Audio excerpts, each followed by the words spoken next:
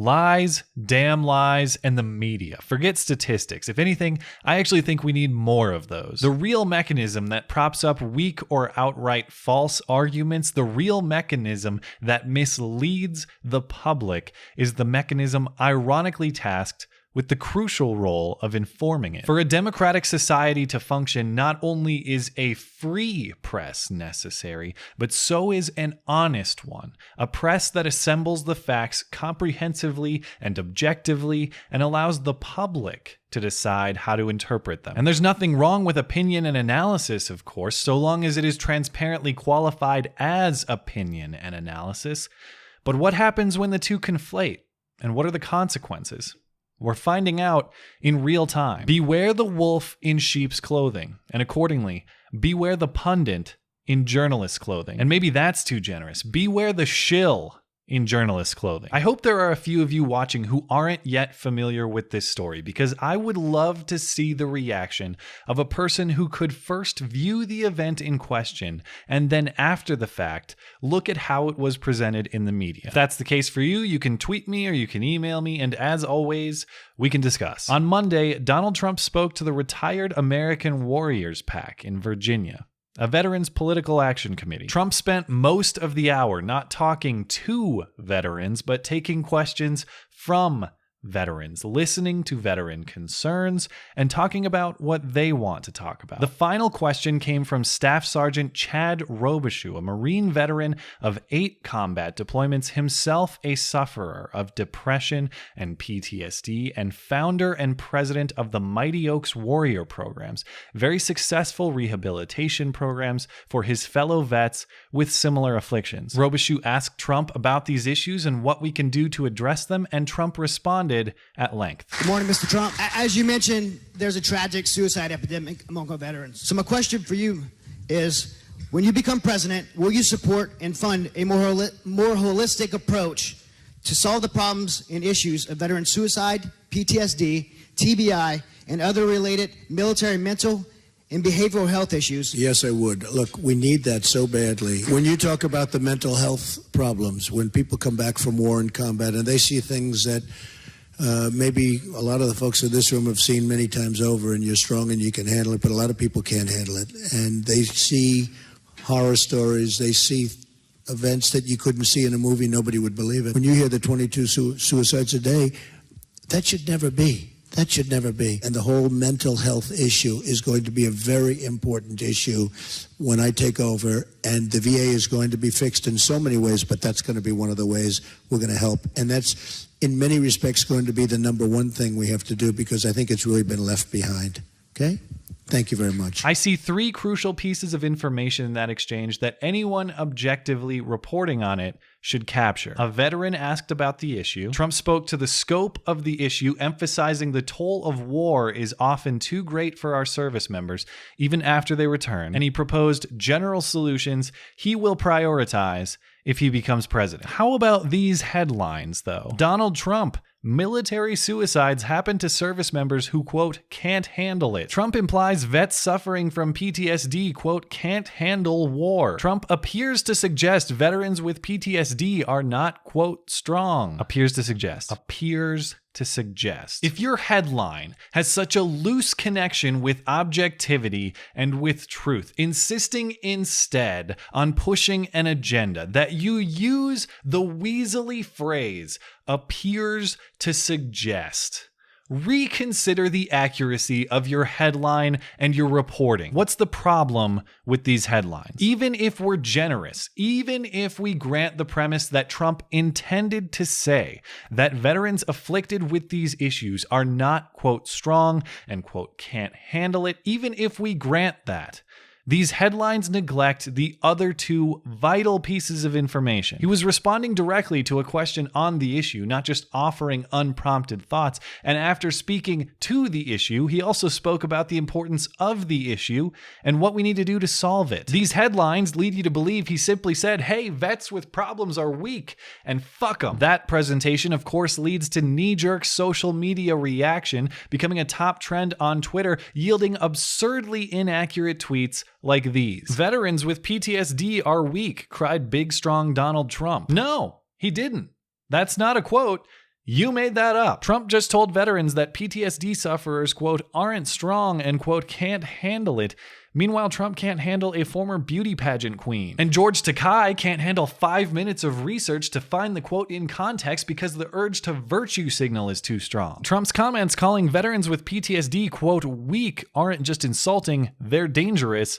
Our vets deserve better. This guy's running for president peddling false quotes. The word weak was not said once in the exchange between Trump and the Marine vet. The accuracy of his tweet is still higher than his polling numbers, but on the bright side, he's managing to contend for top liar in an election cycle of fierce competition. It's a bummer to see allegedly professional journalists and thought leaders peddling such an obvious distortion or outright lie. I would expect this type of spin from the BuzzFeeds of the world, but even they sunk to new lows with this woefully misleading headline, fueling the outrage that resulted and then reporting on the outrage they themselves manufactured, while attributing a quote to Trump he never said. BuzzFeed lit a fire, then threw gasoline on the fire, then pretended to be journalists reporting on the arson. And the story was pushed by alleged journalists of all types, from the faux hipster BuzzFeed variety to the seasoned Beltway vets. I was disappointed to see this story get even brief mention from mainstream evening and morning news broadcasts,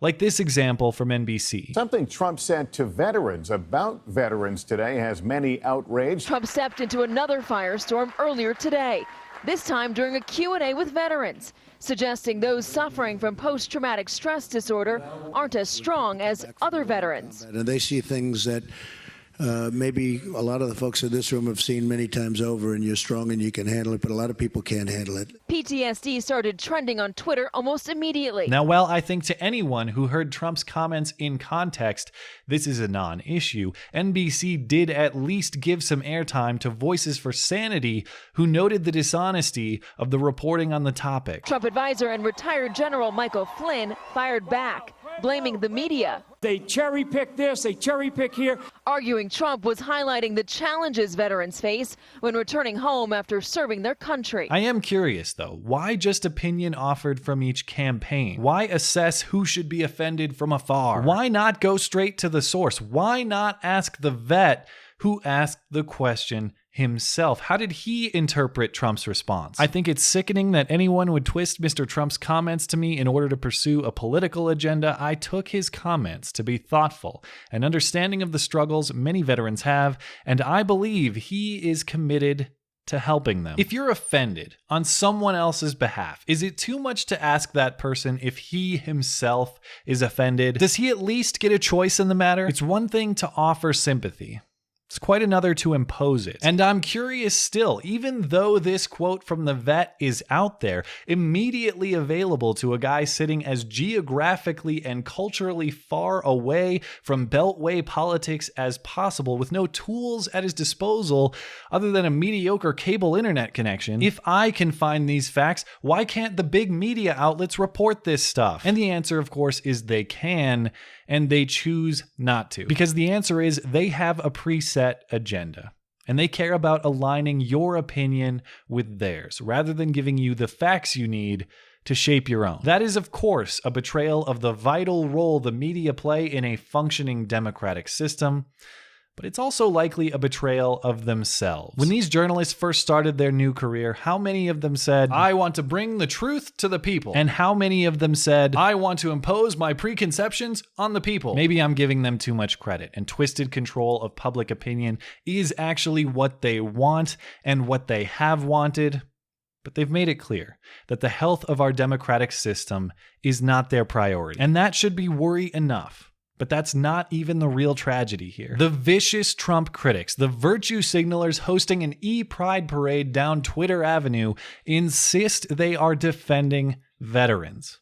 But are they? The source of this outrage is a conversation with a vet who made actual sacrifices, suffers actual afflictions, and is working on actual solutions. He spoke to, and Trump affirmed, the scope of the problem we face and what we can do to address it. And none of that is getting talked about. Vets' issues are getting buried here, not elevated. If you're offended by what Trump said, ask yourself, Are you actually mad about what he said, or are you using it as an excuse to feed your preconceived dislike of him? If you're using vets and vets issues as a leapfrog to amplify your message of Trump hate, rather than amplify their message of courage, of sacrifice, of loss, of struggle, and of healing and of solutions, are you really an ally of our veterans? Are you actually going to do something? Or are you just going to wait for next week's out of context quote, next week's straw man for you to rip down and show all your friends and colleagues on social media how morally superior you are? Actions, not words,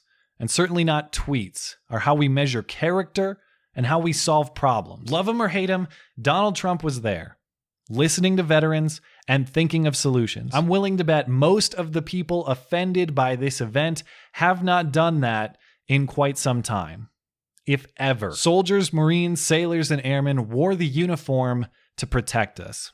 Let's not wear a disguise in gratitude. Thanks as always for listening and for supporting this channel. Always appreciate that thoughtful discussion down below and especially over on Twitter. That is at MattC on YT. You're always welcome to come hang out and chat in my live streams. Those are linked down in the description. Looking forward to it. Okay, bye.